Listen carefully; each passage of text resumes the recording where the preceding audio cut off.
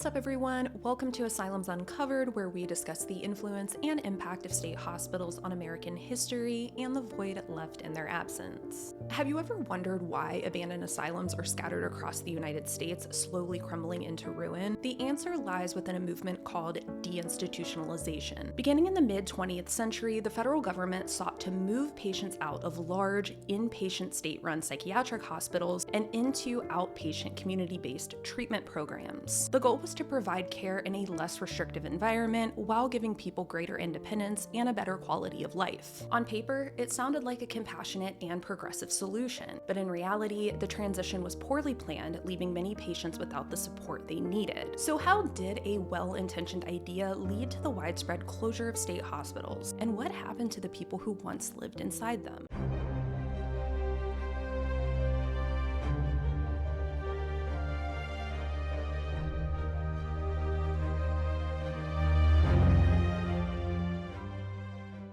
Deinstitutionalization is one of my favorite topics in state hospital history because it's far more complicated than it first appears. There are so many layers to it, and I often find myself wondering why more effort wasn't put into reforming the system instead of simply dismantling it. I won't be able to cover every single aspect of this topic in one episode, but I hope to provide a solid overview of how it all unfolded. And to be honest, a lot of this information is very dry. There's a ton of laws, names, timelines, so I'm going to do my best to make this as educational and digestible as possible. I'm going to present the information in chronological order because to me, that makes the most sense. When asylums were popping up in the 1800s, it varied who was financially responsible for them. Some were a mix of the town, county, and state, but by 1900, the standard was they were the responsibility of the latter, hence the name state hospital. Before we saw their populations peak in the 1950s, the federal government was already looking to create alternatives to institutional care and to shift the power from the states to themselves. Part of this reasoning was because at this point, conditions inside state hospitals were abysmal. The focus had shifted from providing care and treatment to warehousing some of society's most vulnerable. Overcrowding, understaffing, and underfunding were the norm, and the federal government thought that they could fix this. In 1945, they tapped a gentleman named Dr. Robert Felix to lead the way on introducing a bill that outlined a federally supported mental health program. And he was the perfect person. Just 4 years prior, while getting his master's degree in public health from Johns Hopkins University, he did his thesis on just that. His plan was to replace overcrowded state asylums with properly staffed outpatient clinics known as community mental health centers, or CMHCs. He wanted to, quote, employ the prestige and resources of the national government to redirect mental health priorities. Sounds great, right? This called for the creation of the National Neuropsychiatric Institute, a research center and overseeing body that would train the public and mental health professionals on early detection and prevention of mental illness. So what does this mean? The goal was for patients to no longer be institutionalized in a hospital, that they would be back in the community and get help through these CMHCs. And these clinics would focus on stopping mental illness before it became too severe. A couple problems here with this proposal. First, where in this plan does it mention anything about treatment for those with a more serious mental illness? The focus seems to be on early detection and prevention, but what about people who did require hospitalization? Would they be able to get the level of care needed on an outpatient basis? What is the transition plan to work with state hospitals? Then there's the question of how exactly do you prevent mental illness?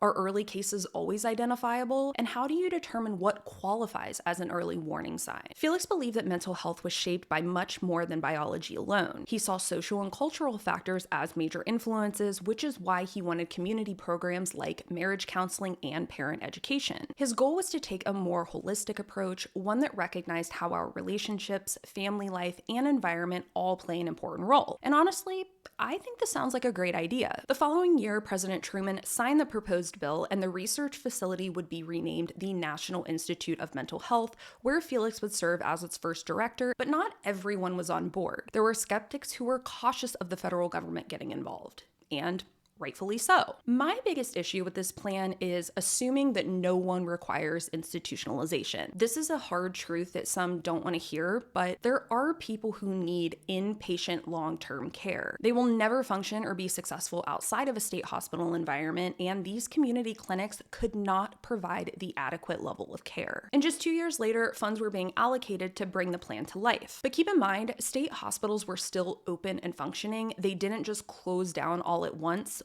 this bill was signed. As I mentioned earlier, by the 1950s, it was impossible to ignore the conditions inside many state hospitals. Abuse, neglect, and inhumane treatment had become far too common. We cannot ignore that these places had serious issues. At the same time, new treatments such as thorazine and procedures like the lobotomy were being promoted as ways to reduce hospital populations. Unfortunately, these advances didn't have much of an impact. Admissions remained high and problems inside continued to grow. In 1955, President Eisenhower signed a law called the Mental Health Study Act to create a commission to do a nationwide analysis on mental health. This meant looking at factors that can contribute to mental illness, current treatments, the effectiveness of those treatments, and what we could be doing better. Dr. Felix was appointed to set up the commission and brought with him a group of like-minded colleagues. They aggregated about 45 individuals from different agencies like the American Medical Association, the U.S. Department of Defense, and the American Academy of Neurology, and more. So this commission was full of very intelligent, legitimate people. Their full report, known as the Action for Mental Health Report, was ready in 1959, but they didn't want to release it under a Republican president, fearing it wouldn't receive the support it needed. With the upcoming election the following year, they knew it would be much more favored if John F. Kennedy won. He did, and so they released their findings and recommendations, which stated state hospitals were bankrupt beyond repair, mental health services would be transferred out to community centers, a proposed 1 per 50,000 people, and that the federal government would provide large funds for this. Basically, Felix and his colleagues wrote those recommendations that were supposedly proposed by the commission, so we're starting to see how politics and personal interests are driving national policies. While you can't dismiss the fact that state hospitals needed improvements, it's clear that these recommendations were only to push Felix's plan for the CMHCs. JFK was a supporter of this proposal, and it's likely because of what his sister Rosemary went through with her forced lobotomy. Now, quickly, if you don't know, Rosemary was lobotomized at 23 years old and was left mentally and physically handicapped for the rest of her life. The Kennedys basically sent her away to live full-time at a care facility in Wisconsin, and none of the family visited her for over a decade. It's hard to imagine that JFK didn't feel a certain way about warehousing patients and how state hospitals fell into such disrepair. I think he saw these CMHCs as a beacon of hope to bring dignity back to the patients. So he put together a committee to make recommendations about how responsibilities, funding, and staffing would differ between state hospitals and CMHCs. Here we're seeing a glimmer of bridging the divide between these two facilities. But that glimmer didn't last long. The committee ultimately moved away from traditional psychiatric institutions and supported a continued shift toward community-based care. However, a major concern was that none of these committee members had direct experience working in a state hospital. As a result, they lacked a full understanding of the challenges faced by many long-term patients. Individuals who had nowhere else to go, who could not safely care for themselves outside of an institution, or who required a level of supervision that community clinics could not provide. So how could they adequately provide input when no one had firsthand experience? State facilities also provided protection for the public when patients experience severe crises or episodes. Now, that is not to say that all patients with a serious mental illness are violent or have outbursts, but it does happen. They also prevented vulnerable individuals from becoming victims of violent crimes, incarcerated, or homeless. Then there's the question of who's going to pay for these clinics? Who is ultimately in control of them?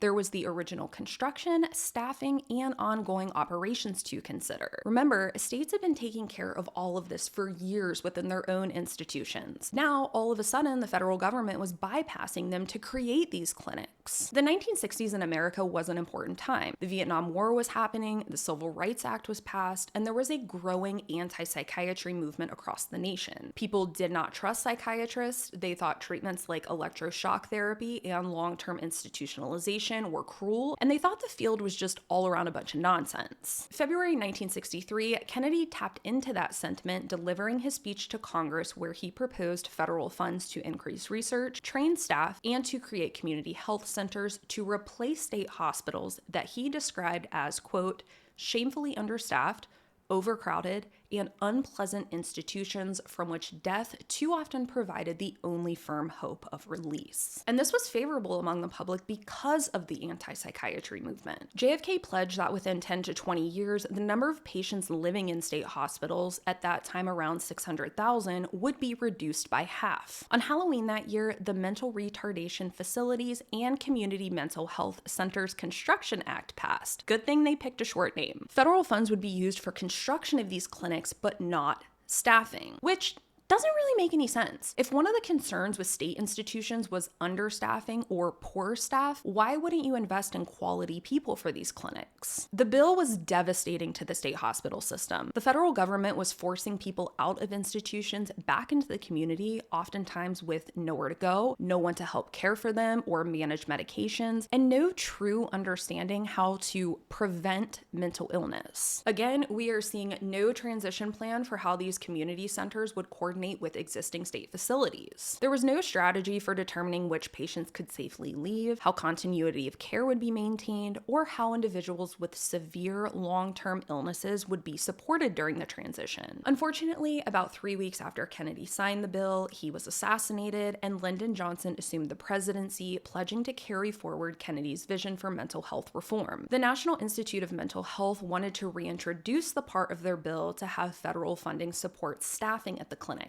They did, and it passed. Since the federal government provided funding for the construction and staffing of these new CMHCs, each center was required to offer a core set of services, including inpatient care, 24-hour emergency evaluations, and outpatient treatments, to name a few. And in 1967, the first CMHC opened in Norman, Oklahoma. Within a couple years, the concept and core focus of mental illness prevention was unfounded, and there was absolutely no data to back this up. And by then, over 165,000 patients were discharged from state asylums. And this is crazy because one of the main selling points for these clinics was that they would spot and prevent early signs of mental illness and intervene before it became too serious, but they're not even doing that. There are a couple other things going on around this time that influenced deinstitutionalization. First, in 1964, a court ruling significantly changed the process for admitting patients into state hospitals. Involuntary commitment shifted from a need for treatment to a danger to self or others standard. Under the need for treatment approach, someone could be hospitalized if they showed signs of serious mental illness, ideally before their condition escalated. The new standard required a much higher threshold. An individual had to pose a significant risk of harm to themselves or others. Today in some states, this is called the Baker Act, that usually involves a 72-hour involuntary hold for a mental health evaluation. Then in 1965, Medicare and Medicaid were both enacted. Medicare is federally funded health insurance for people 65 and older. Medicaid is used for lower income and is funded by both federal and state governments. Neither program was intentionally designed to help the mentally ill, and it can be quite confusing to understand what is and isn't covered under these programs. Medicare does cover inpatient services, but is limited to a total of 190 days across a person's lifetime. Medicaid has something known as the IMD, or Institution for Mental Disease Clause. This means if you are covered under Medicaid and you're between 21 and 64 years old, you cannot use it to cover the cost of care for an inpatient mental health facility that has more than 16 beds. Medicare and Medicaid weren't really set up to support long-term hospitalization, and because most people couldn't afford an inpatient stay without government assistance, many were left with no choice but to go without the treatment they needed. We are seeing really concerning numbers in the 1970s. Since deinstitutionalization began, a staggering 400,000 hospital beds were closed. And not all of those patients were receiving any type of treatment from these community clinics. In fact, only about 5% were former state hospital patients. These clinics never intended to provide treatment. They focused on prevention. But that doesn't help anyone who currently had a mental illness. Where were these people supposed to go? Ultimately, state hospital discharges were mostly due to antipsychotic medications and court rulings that dictated closures, not the help or support of CMHCs. Some of these facilities were just saying saying they were a mental health center so they could get federal funding, but they weren't providing any care at all. Once Nixon became president, we start seeing some interesting things happen. He didn't believe in these clinics and wanted to relinquish power back to the states, but the Institute of Mental Health and their buddies in Congress did not want that. So there becomes this back and forth. But now it's not just an issue inside the political world. Communities are starting to speak out about the increasing number of homeless in their neighborhoods. They're like, where did these people come from? Congress starts having discussions and the federal government is like, oh yeah, we'll take care of state hospital patients in our clinics, no problem. As if anyone believed that. One critic of the CMHCs said that the program was, quote, embodying the arrogance of social engineering by euphoric experts for being primarily an ambitious power play by federal mental health bureaucrats.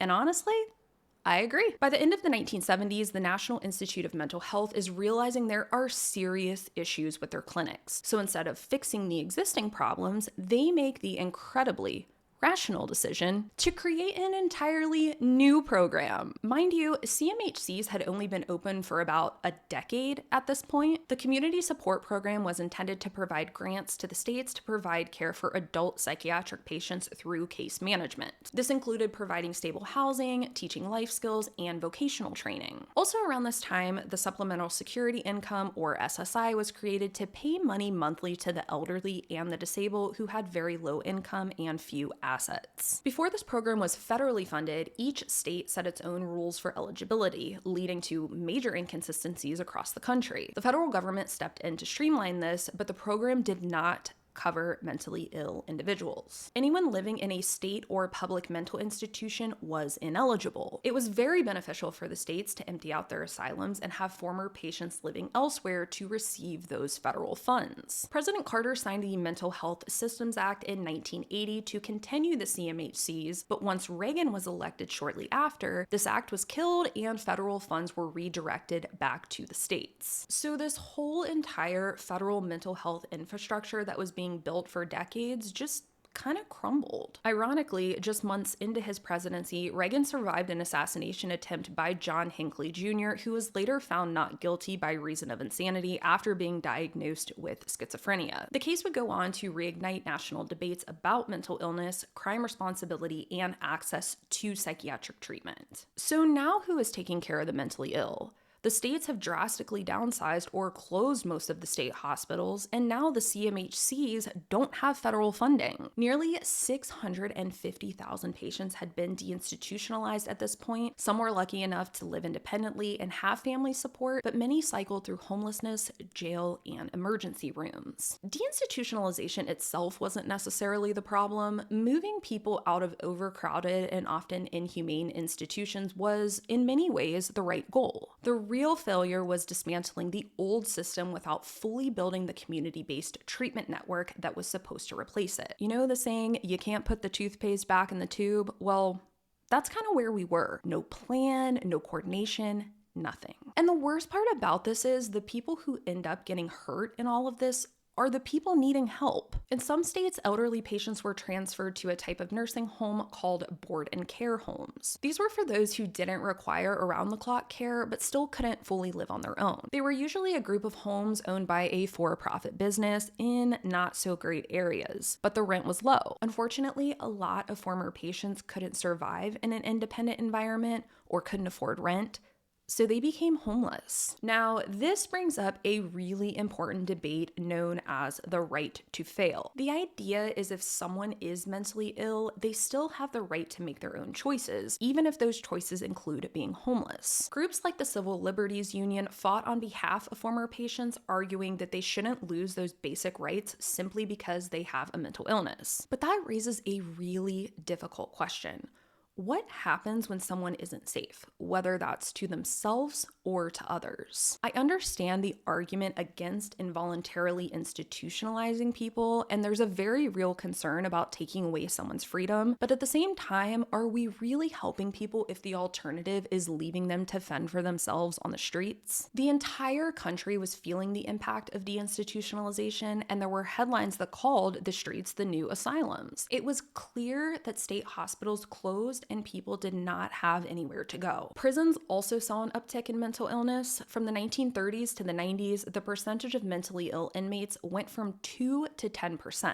And it's even higher today, with NAMI, the National Alliance on Mental Illness, reporting 37% in state and federal prisons and 44% in local jails. By the 1990s, many of the patients still being discharged from state hospitals had the most severe and persistent mental illnesses, people who required long-term intensive care. With few psychiatric beds available, many were placed in nursing homes that were originally intended for elderly patients. And this was not a great idea. Some facilities reported attacks on staff and other patients, resulting in serious injuries and even death. To make matters worse, some nursing homes would deliberately list residents' primary diagnoses as medical conditions instead of a mental illness. Because Medicaid had restrictions on reimbursement for psychiatric patients, facilities could get around those rules by labeling the problem as a physical condition. Today, most state hospitals function as forensic units. This means that someone with a mental illness who has committed a crime is sent there for a competency evaluation, competency restoration, or serving a sentence after being found not guilty by reason of insanity. It is incredibly difficult today to get a bed at a psychiatric hospital. There's many reasons for this, deinstitutionalization being a big one. There's a shortage of beds available, insurance limitations of what they will cover and what they can bill for, and these are just a few. According to a report from the American Psychiatric Association, in the 1950s, the number of state-operated psychiatric beds available was 337 per 100,000 people. As of 2016, that number declined to a staggering 11.7 per 100,000. This report is really fascinating and has a lot of good info, so I will link to that below in the description if you would like to read it. American psychiatrist John Talbot said it best: